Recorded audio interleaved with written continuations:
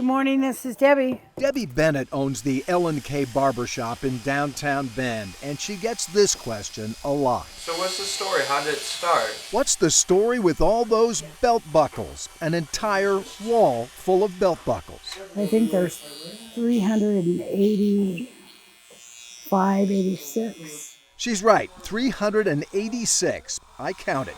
And how did it start? Well, that section right there where it says Lou is the first belt buckles. Lou is former owner Lou Bankston, king of the flat tops, don't you know, and the L in L&K Barbershop.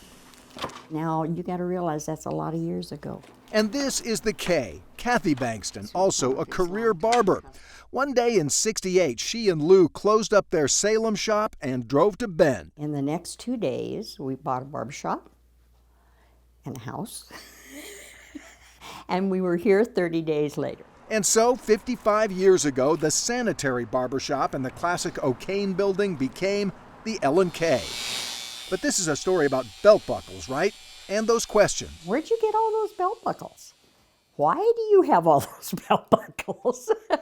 How did you get them started? They started with a gift from a customer, a 1983 Sisters Rodeo belt buckle. He asked Lou one day if he'd like to have one. Lou said he'd love it. Every year, he would bring him a new one. I don't know what his name is. I cannot remember it, and it was Lou's customer. Lou was my barber by appointment. His name is John Turner. I guess I just wanted him to think well of me, so I took him something.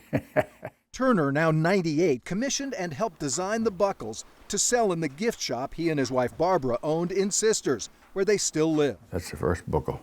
That's buckle number 1. Right. There's a cowboy roping a calf with the 3 sisters in the background, and they were always, I think, in the background when possible. Limited edition, 500 a year, carefully numbered. I don't know how many is in the barber shop, but I took them for years. They start at 1983, and we have them up to 2010. And John, just look at what you started. That's amazing. I feel good about that.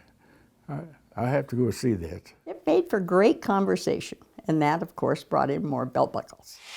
Lots more buckles from other rodeos around the West, from 2 different San Jose radio stations, from the NRA and the OSP and the ASG, Anchorage Sand and Gravel. People send them to us in the mail.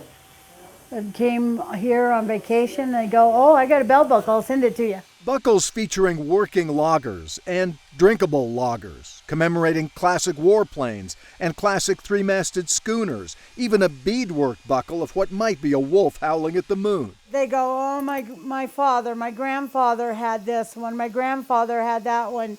You guys might as well have it because I don't know what to do with it. There are law enforcement buckles and military buckles and a scattershot of gun buckles.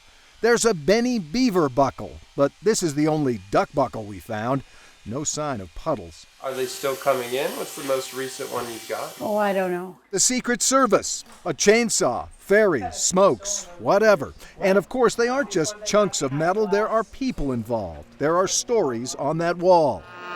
This one celebrates a rare event that may never happen again. The Trailblazers championship run in 1977. One right there with the Sisters belt buckles. It's a Redmond smoke jumper. Now he still comes in here. He's retired now. The first pictures are just in, and the consequences are costly. This one from a customer who worked on a cleanup crew when the Exxon Valdez ran aground and dumped 10 million gallons of crude oil into Alaska's Prince William Sound. 2 days before the oil flow from the tanker Valdez can be stopped. There's even a chunk of the wrecked ship's hull. Do you have a favorite one? Well, of course I do. One of my customers, I started cutting his hair when he was in first grade or so. Cut his hair till he got out of high school. He went into the Navy, and he's brought me 2 Navy belt buckles so far. So those 2 have to be my favorite. And yes, they are still coming in. So those would be the newest ones down in there. Gonna run out of space sometime.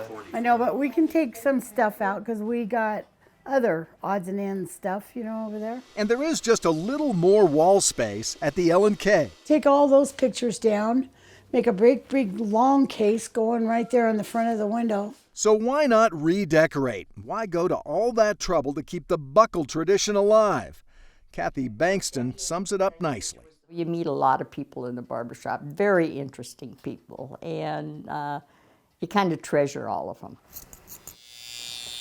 Have a good one. Thanks, Kevin. In Bend, I'm Alan Schaffler, Central Oregon Daily News.